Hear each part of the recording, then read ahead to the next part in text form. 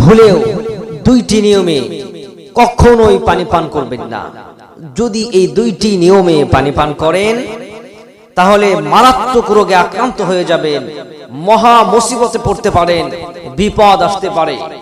রোগ এটা আল্লাহ তাআলার একটা নিয়ামত হলেও কিন্তু শরীরে যখন চলে আসে রোগ তখন বোঝা যায় যে সুস্থতার কত বড় নিয়ামত। বিশ্বনবী সাল্লাল্লাহু আলাইহি ওয়াসাল্লাম আজ থেকে 1450 বছর আগে জানিয়ে দিয়েছেন। আর বর্তমান এখন সায়েন্স, বিজ্ঞান, মেডিকেল অফিসার যারা আছেন তারা এটাকে প্রমাণ করতেছেন যে এই দুইটি নিয়মে যদি কেউ পানি পান করে তাহলে তার মারাত্মক ধরনের বড় প্রকারের বড় কোনো রোগ তার শরীরে এফেক্ট করতে পারে, আসতে পারে।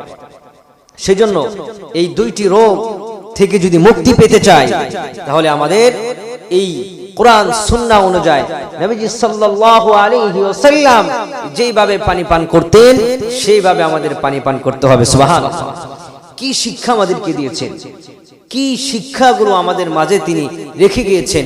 এমন কোনো বিষয় নাই, এমন কোনো বস্তু নাই যে প্যারা নবী সাল্লাল্লাহু আলাইহি ওয়াসাল্লাম আমাদের জন্য রেখে যায় না। উম্মতি মুহাম্মাদি পানি পান করবে, সেটার মধ্যে উম্মতি মুহাম্মাদির রোগ হবে, কষ্ট হবে, দুঃখ আসবে, এটা আমার নবী সহ্য করতে পারেন না। সেজন্য নবীজি সাল্লাল্লাহু আলাইহি ওয়াসাল্লাম মুসলিম শরীফের হাদিসের মধ্যে জানালেন, قائما منكم أحد يشربن لا فليستقي نسيا فمن। নবীজি সাল্লাল্লাহু আলাইহি ওয়াসাল্লাম হাদিস মুবারকের মধ্যে জানিয়ে দিলেন, তোমাদের মধ্যে কেউ যেন দাঁড়িয়ে পানি পান না করে। আর কেউ যদি ভুলেও পানি দাঁড়িয়ে পান করেই ফেলে, পানি বা অন্য কোনো খাবার দাঁড়িয়ে খেয়েই ফেলে, তাহলে সে যেন বমি করে সেই পানি আর সেই খাবার যেন উগরে ফেলে দেয়। সুবহানাল্লাহ, মানে কি এটাই বুঝাইতে চাইলেন যে দাঁড়িয়া যদি কেউ পানি পান করে তাহলে তার জীবনে বড় ধরনের ক্ষতি হতে পারে। শুধুমাত্র তাই নয়, আব্দুল্লাহ বিন আবি সালামা রাদিয়াল্লাহু তাআলা আনহু বলেন, আমি শিশুবেলায় আল্লাহর রাসূল সাল্লাল্লাহু আলাইহি ওয়াসাল্লামের কোলে বসে থাকতাম।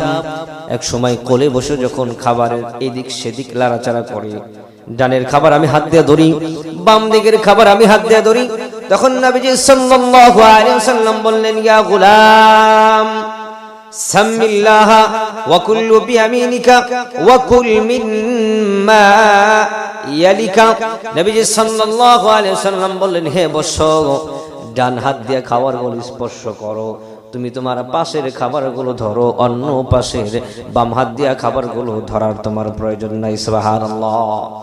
নবীজি সাল্লাল্লাহু আলাইহি ওয়াসাল্লাম আজ থেকে 1450 বছর আগে জানিয়ে দিলেন সব সময় খাবার ডান হাত দিয়ে খাও। হাদিসের মধ্যে আছে, মাসআলার মধ্যে ফুকাহায়ে কেরাম, উলামায়ে কেরাম জানান, খাবার খাচ্ছেন, আপনার বাম হাতে খাবার লেগে আছে, ডান হাতে খাবার লেগে আছে, আপনি পানি পান করতে চাচ্ছেন, এখন ডান হাত দিয়ে যদি আপনি গ্লাস ধরেন তাহলে সেই ডান হাতের ময়লাগুলো, খাবারগুলো আপনার গ্লাসে লাগলে আরেকজন সেই গ্লাসে পানি পান করতে চায় না। তাহলে কি করতে হবে? বাম হাত দিয়ে পানি পান করব না। নবীজি সাল্লাল্লাহু আলাইহি সাল্লামকে দেখা গিয়েছেন, হাদিসের মধ্যে পাওয়া যায়, তিনি দুই হাতের স্পর্শ নিয়ে, সহযোগিতা নিয়ে, বাম হাত এবং ডান হাতের সহযোগিতা নিয়ে তিনি পানি পান করতেন। সুবহানাল্লাহ। এটা তো বিশ্বনবীর 1450 বছর আগের হাদিসের কথা শোনালাম। আজ থেকে কয়েকশো বছর আগে বা এখন বর্তমানে বিজ্ঞান ওনারা রিসার্চ করে, আইডেন্টিফাই করে, কোয়ালিফিকেশন করে ওনারা পেয়েছেন যে ব্যক্তি দাঁড়িয়ে পানি পান করবে, নাম্বার 1 ক্ষতি হবে তার কিডনির সমস্যা। তার কিডনি থেকে সরাসরি এফেক্ট করবে। সরাসরি যখন দাঁড়িয়ে পানি পান করা হয়, ওই পানিটা সরাসরি ডাইরেক্ট কিডনির মধ্যে আঘাত করে, এতে কিডনির সমস্যা হয়, কিডনির প্রবলেম হয়। কিডনি যদি আমার ফিল্টারিং করা বন্ধ করে দেয়, আমার টয়লেট ক্লিয়ার হবে না। নাম্বার 2, হজম শক্তির সমস্যা হবে দাঁড়িয়ে পানি পান করলে।